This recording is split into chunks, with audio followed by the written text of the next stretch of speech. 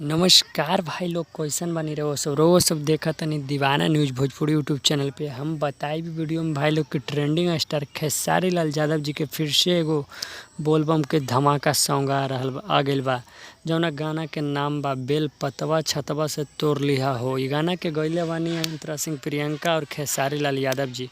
ई गाना के लिखे हैं दोस्तों अखिलेश कश्यप जी और इस गाने को म्यूजिक बनाया है श्याम सुंदर आदिशक्ति फिल्म्स। इस गाने का मैनेजर हैं दोस्तों विवेक सिंह जी और इस गाने का निर्माता है मनोज मिश्रा जी। एक गाना आदिशक्ति फिल्म्स से ही रिकॉर्डिंग हुआ है दोस्तों, आदिशक्ति कंपनी से रिकॉर्डिंग मिक्सिंग सब कुछ हुआ है, लेकिन इस गाने को रिलीज़ किया गया है आदिशक्ति इस गाने को रिलीज़ किया गया है Shiv Shakti presents YouTube channel पे।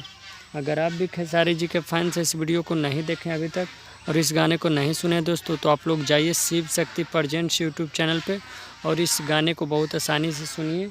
और इसी तरह के वीडियो देखने के लिए आप मेरे इस चैनल को सब्सक्राइब कीजिए, वीडियो को लाइक कीजिए, कमेंट कीजिए और एक शेयर अपने दोस्तों में ज़रूर से ज़रूर लगाइए।